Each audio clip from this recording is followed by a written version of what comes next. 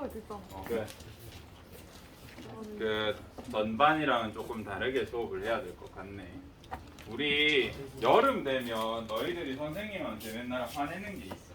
모기? 맞아. 쌤이 생물쌤이어서 그런가 봐. 나한테 화내는 거 크게 3개 있거든. 날씨. 왜 이렇게 더워요? 어떻게 하면 안 덥게 느낄 수 있어요? 물어보고. 그 다음에 저녁쯤 되면 아니면 너희가 막 버물리 같은 거 가지러 와. 선생님 모기는 왜 박멸하지 않습니까? 모기를 어떻게 죽여요? 막 그런 얘기. 땀이 났을 때 뭐 어쩌고 저쩌고 막 누군 냄새가 나고 냄새를 없애면 그런 거 쌤한테 엄청 물어본단 말이야. 그래서 오늘은 모기 가지고 얘기를 해보자. 모기를 왜 박멸할 수 하면 안 되는지 그런 거 궁금하지 않았니? 아니야. 너희가 물어보면 쌤이 항상 뭐라 그랬냐면 너네 2학기에 배우니까 2학기 때 보자라고 했었거든요. 그래서 한번 보자. 모기 조금 특이해. 모기 주로 어디서 누구한테 먹힐까? 개구? 아, 양서류들이 좋아해. 또 누가 좋아하게? 새? 조류 나 먹나? 뭐 나쁘지 않게 먹을 것 같아. 정확하게 모르겠네. 아, 어류들도 좋아해. 양서류 했잖소.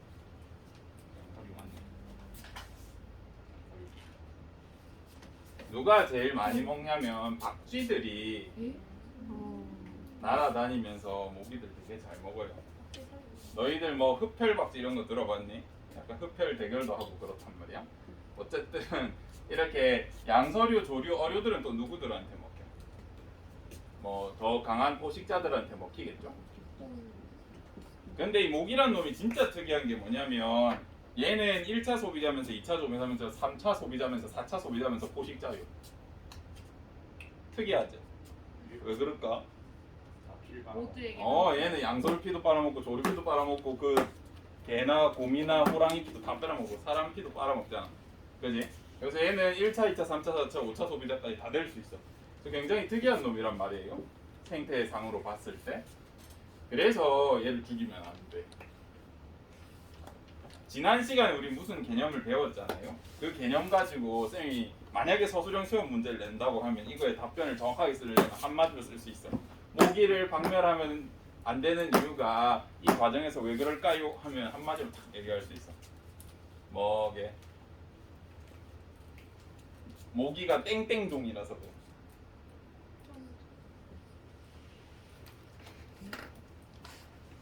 모기가 무슨 종이게? 모기가 우리 생태계에서 핵심 종. 이해돼요? 우리 생태계에서 모기가 핵심적으로 작용할 수 있기 때문에 얘는 1차, 2차, 3차, 4차 소비자로 다 작용할 수 있고 그 다음에 양서류, 조류, 어류, 박쥐의 생태계에 대해서도 영향력을 끼치기 때문에 얘를 만약에 박멸하면 무슨 일이 생길지 아무도 몰라. 얘네가 싹 없어지고 어떻게 변할지 몰라. 평형이 완전히 깨지거든요. 그래서 우리가 완전히 모기를 박멸할 수 없어. 그러면 모기는 왜 사람을 물어댈까? 라고 너희가 엄청 또 많이 물어본단 말이에요. 그러면 모기 입장에서 한번 생각을 해보자. 모기 입장에서 돼지, 곰, 호랑이, 코끼리 막 오만 애들이 다 있고 사람이 있어. 누구 좋아할 것 같냐? 걔네 사람 피 싫어해. 우리 다음 학기에 동아리 바이오피아 이런 거 들어오면 한번 실험해보자. 한 명은 실험체가 되어서 이제 모기를 사가지고 팔을 탁 놓고 그 다음에 우리 지나가던 길고양이한테 맛있는 거 주고 팔 한번 놓고 이렇게 해보자. 해가지고 한번 봐야 될 것 같아. 모기는 가축들이나 동물들 피를 훨씬 좋아해. 사람 피 별로 안 좋아해. 근데 왜 우리 물 때? 많잖아요. 없어서. 그래. 원래 여기는 사람이 없던 동네였어. 근데 우리가 싹 다 밀어내고 우리밖에 없잖아 지금. 그지? 먹을 게 우리밖에 없잖아. 그래서 맛 없는데 먹는 거야. 여러분도 고기 반찬, 밥 반찬 있으면 고기 먹을 거 아니에요. 그죠? 주로. 근데 고기도 없고 아무것도 안 먹여줘. 그럼 쌀이라도 먹을 거 아니야. 그지? 배고프니까. 그런 식이야. 그래서 모기는 핵심종이라서 우리가 물리칠 수 없습니다. 혹시나 저런 식으로 문제가 나오면 우리가 배운 단어로 정확하게 적어야 제일 점수를 많이 받을 수 있다라는 점을 알려드립니다. 그 다음 우리가 할 거. 지난 시간 거 조금 복습하면서 해봅시다. 표를 안 그릴게. 조금만 그려도 대충은 알겠지. 우리 플러스 마이너스 제로 이렇게 있을 때 이게 이익 중립, 손해라고 했잖아. 기억나요? 서로 이익을 보는 군집 간의 종간의 관계를 뭐라 그래? 상리공생이라고 하는데 상리까지만 적을게. 한쪽은 이득 보는데 한쪽은 아무것도 아니야. 편리공생이라고 하고. 여기도 그러면 편리라고 할 수 있죠. 한쪽 이득 보는데 한쪽 손해 봐. 뭐 기생이 있을 수도 있고 또 뭐도 있어. 포식과 피식이 있을 수 있다. 그다음 둘 다 손해 보는 거. 경쟁이라는 게 있다 그랬죠. 그럼 요 가운데 중립은 뭐야? 그냥 얘는 관계가 없는 거죠, 그죠? 저랑 아프리카 코끼리 같은 존재겠죠. 상호작용을 안 하는 그런 관계가 될 수 있어. 그러면 이 경쟁 끝에서 경쟁을 하다 보면 나중에 두 가지 형태로 나뉜다 그랬잖아. 어떻게 된다 그래서 나누어서 그냥 싸우다가 지쳐가지고 나누어서 아예 살아버려 그냥. 니만큼 내만큼 분석, 서식지를 나눈다. 이렇게 되는 경우가 있고 또 어떤 경우가 있다 그래서 경쟁 대타라는 게 있다. 이런 다양한 생태 관계를 해봤는데 여기서 이제 이런 질문을 가끔 해. 선생님 포식, 피식, 기생이 있는데 포식, 피식은 예를 들어서 스라소니, 눈꽃토끼, 눈신토끼 같은 거잖아요. 근데 기생 예로 들어 하면 뭐가 있을까? 뭐 사람 몸의 회충? 이 정도 될 수 있잖아. 그러면 둘 다 한쪽은 이득, 한쪽은 손해인데 얘네 두 개는 어떻게 구분해요? 라고 할 수 있지 않니? 어떻게 구분할까? 숙주를 죽인다고? 어떻게 구분할까요?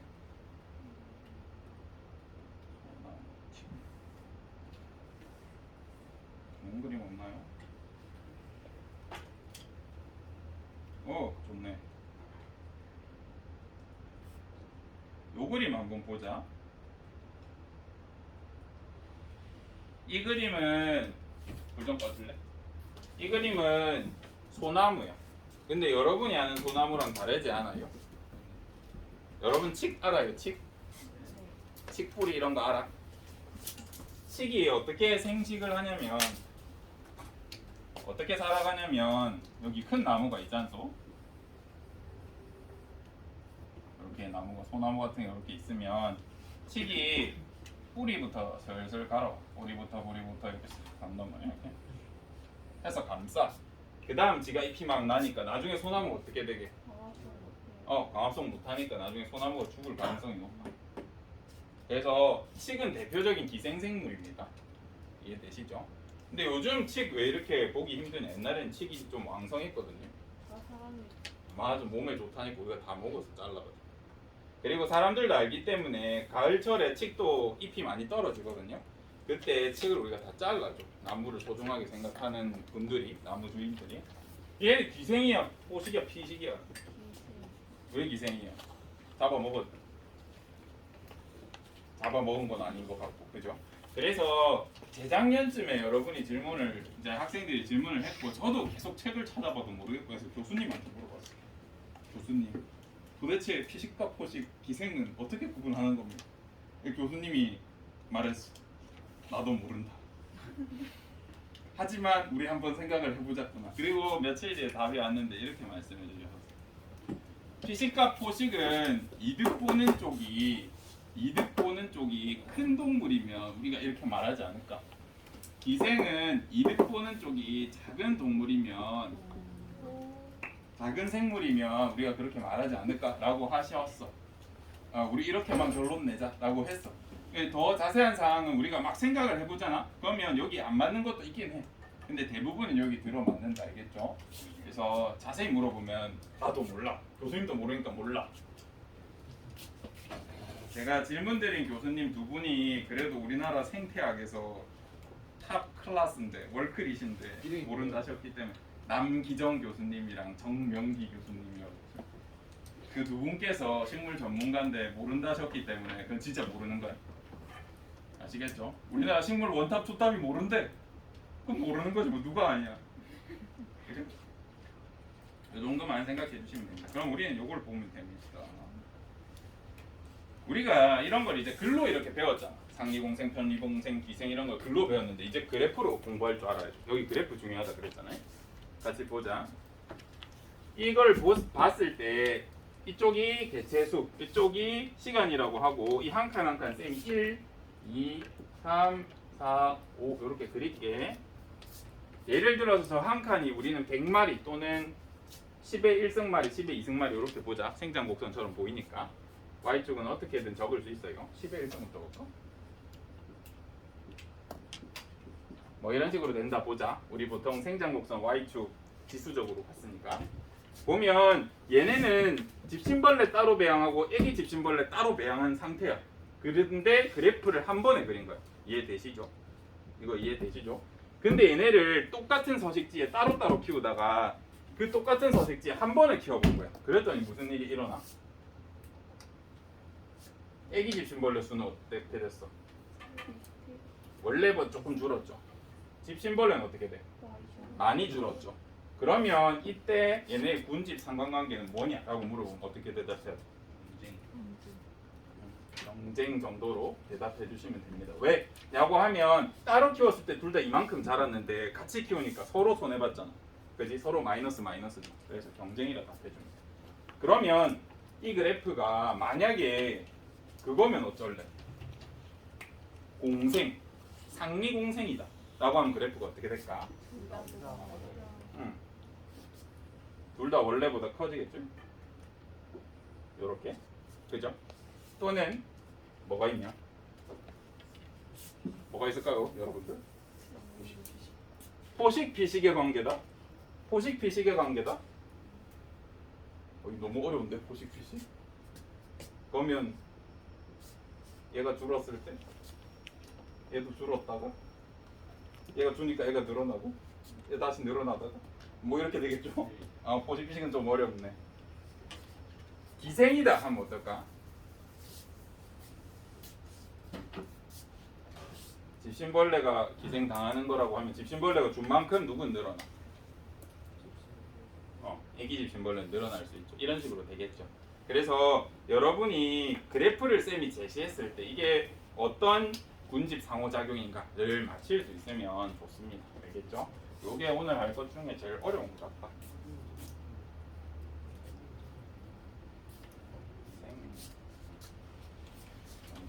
근데 이 그래프에서 이제 경쟁 메타를 표현하고 싶어. 지금 이 그래프에서는 경쟁이라고 표현을 한 것 같은데 이 그래프가 좀 더 뒤까지 시간이 길어지면 어떤 식으로 될 것 같아요? 집신벌레의 개체수가 0이 될 수도 있겠다는 생각이 들죠. 만약에 이런 식으로 표현이 돼 있어서 집신벌레 개체가 완전히 다 죽었어. 이런 경우는 뭐라 할 수 있을까? 뭐가 일어났다 할 수 있어? 경쟁 메타가 일어났다 이렇게 표현할 수 있겠죠. 그래서 그래프로 군집 상호작용 표현할 수 있습니다. 개체수 그래프로. 오케이, 어려운 거 다 했다.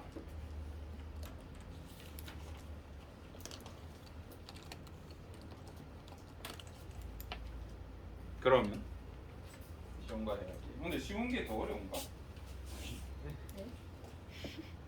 나한테 쉬운 거잖아.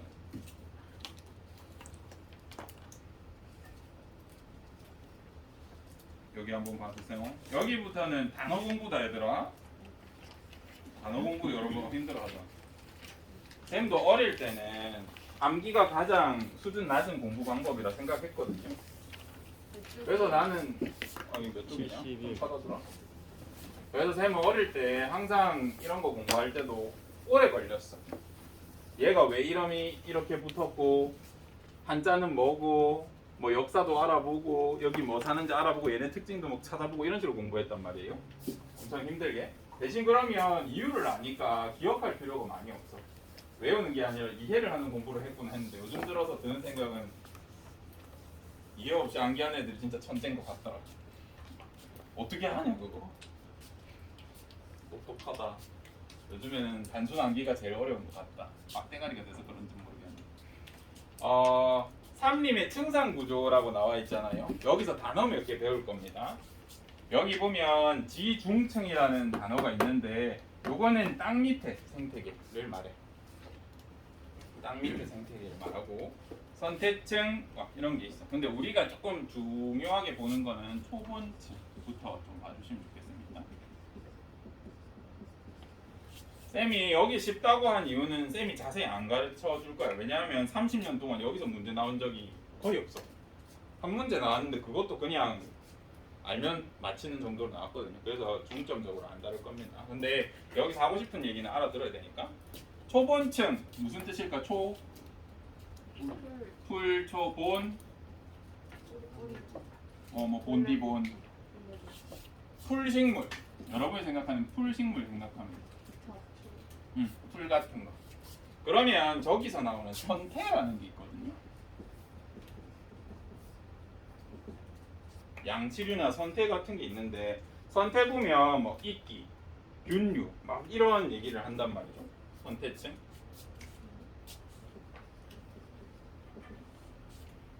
선태층은 뭐냐면 여기 없어. 관다발 알아요? 여러분 아는 관다발 두 개만 대볼래요?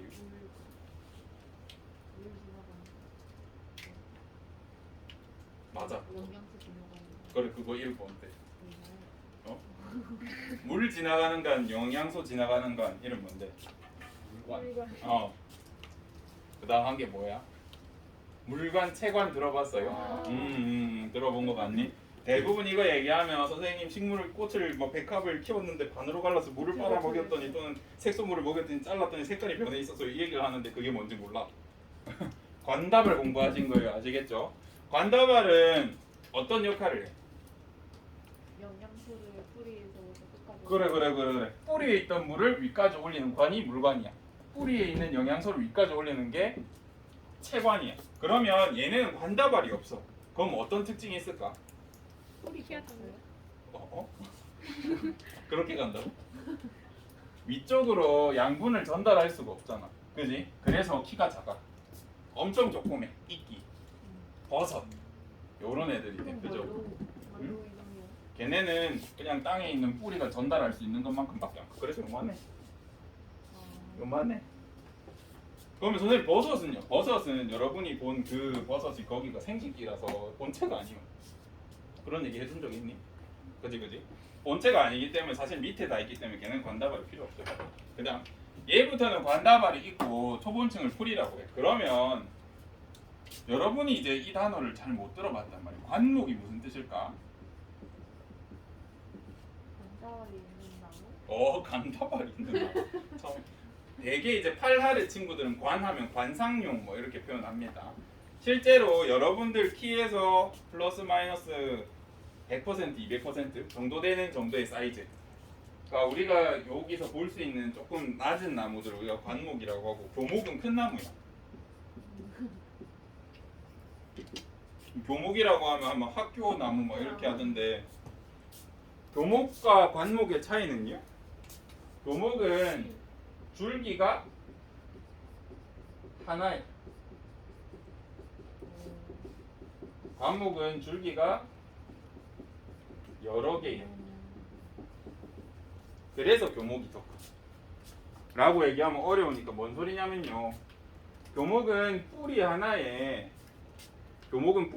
줄기가 하나야. 그래서 얘한테 양분 몰빵할 수 있겠죠. 그래서 키가 큰 나무가 잘. 관목은 뭐라고요? 뿌리 하나에 줄기가 뭐라고요? 여러 개야. 그러다 보니까 갈라서 먹어야겠지. 그래서 키가 별로 안 커. 이렇게 생각해 주시면 됩니다. 요거는 단어를 몰라서 여러분이 틀리니까 요거는 단어를 좀 알아주세요. 교목이라는 게 있어. 애매한 애들 있어. 어떨 때는 줄기 하나처럼 자라고 어떨 때는 줄기 두 개로 자라고 키도 요거 중간쯤 되는 애매한 애들이 있습니다. 그런 거 넣어놓은 거. 그래서 우리가 숲을 봤을 때 위에서 이렇게 수평으로 볼 수도 있지만 얘를 잘라서 옆에서 수직으로 볼 수도 있잖아. 이렇게 수직으로 봤을 때 이렇게 층상 구조로 이렇게 나눠. 층상 구조. 얘는 쌤은 내신이니까 내긴 낼 거예요. 근데 수능 모의고사 준비할 땐 얘는 그렇게 중점적으로 안 봐도 돼. 대신 단어는 알아두세요. 알겠죠? 이게 뭔 말인지. 이렇게 수직으로 보는 게 여기 땅이네, 선태류네, 풀이네, 관목이네, 악교목이네, 교목이네 이렇게 수직으로 보는 높이에 따라서 나누는 걸 우리가 층상구조를 나눈다라고 합니다. 강연구법은 수행평가 칠 거지요.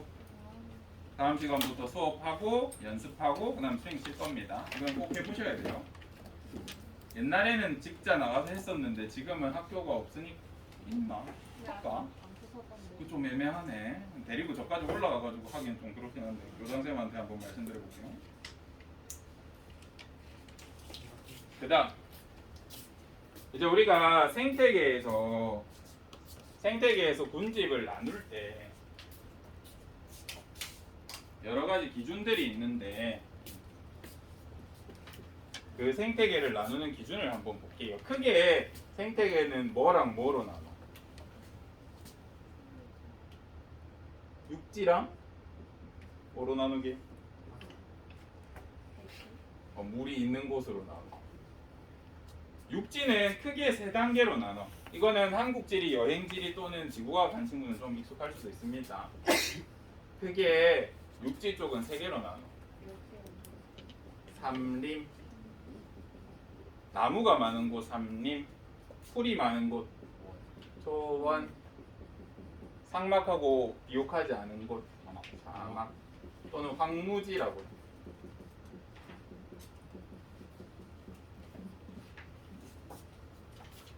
물은 뭐랑 뭘로 나눈다? 해수랑 담수. 담수라는 단어 어려우니까 우리 강이랑 호수라고 생각하면 될 것 같아요. 안짠물.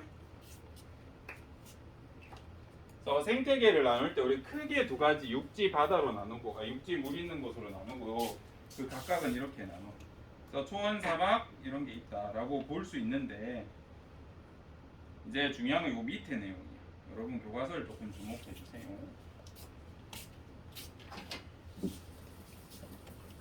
오늘 별로 안 빠르지?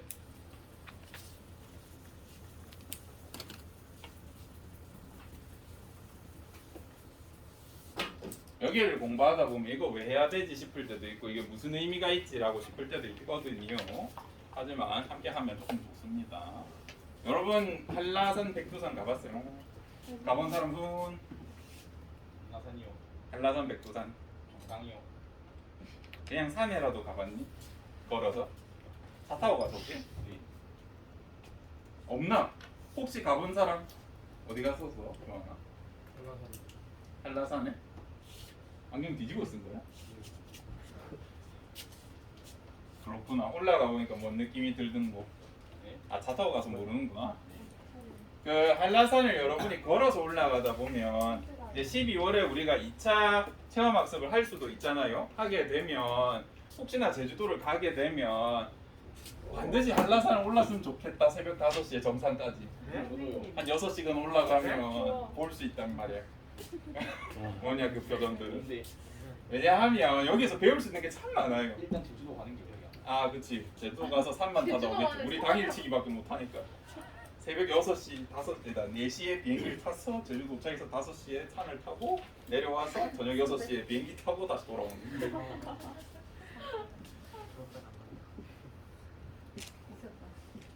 이 한라산이나 백두산처럼 높은 산을 올라가다 그거 하나만 물어보자. 백두산 여기 위에는 그 이름이 뭐야? 백록담이야 천지야? 천지.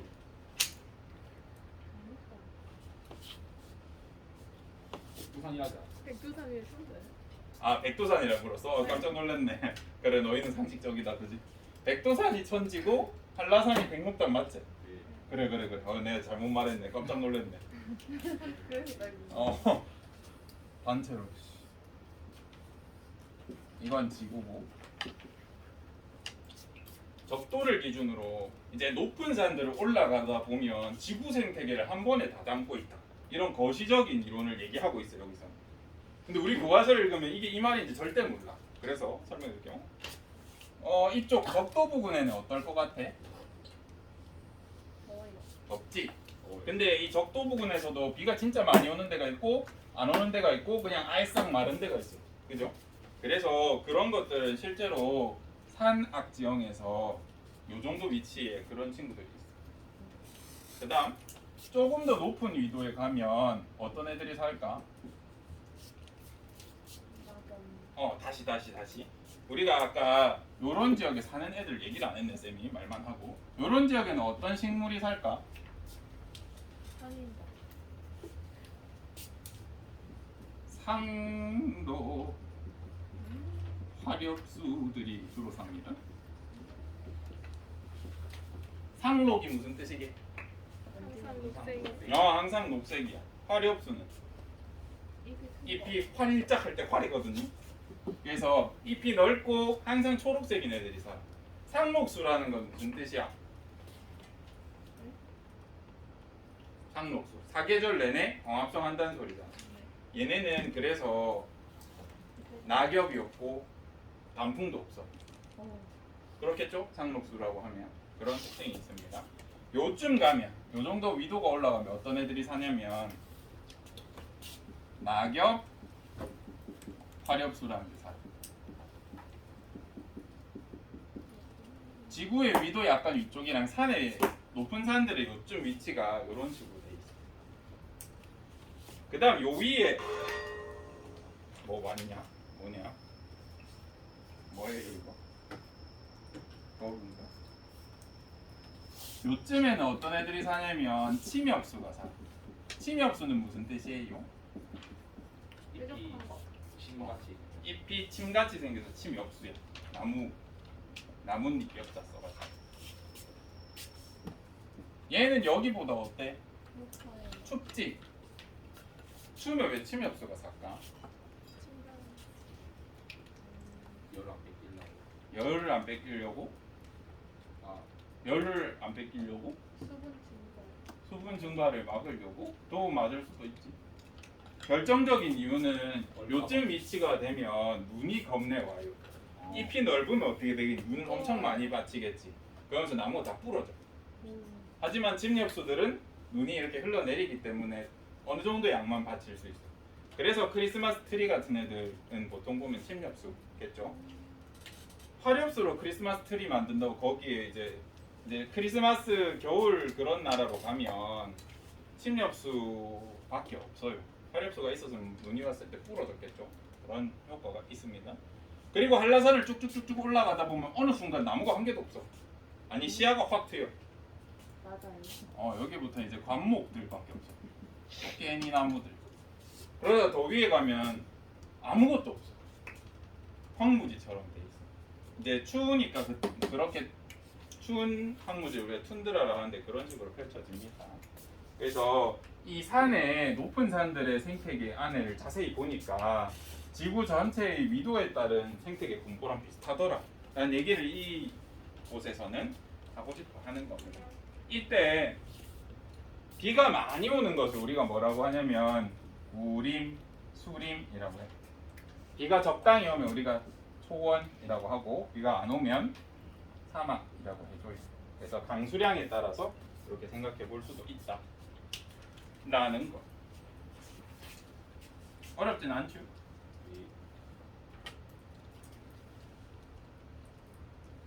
천이는 다음 시간에 보고 보고 했고 혹시 빠뜨린 거 없나?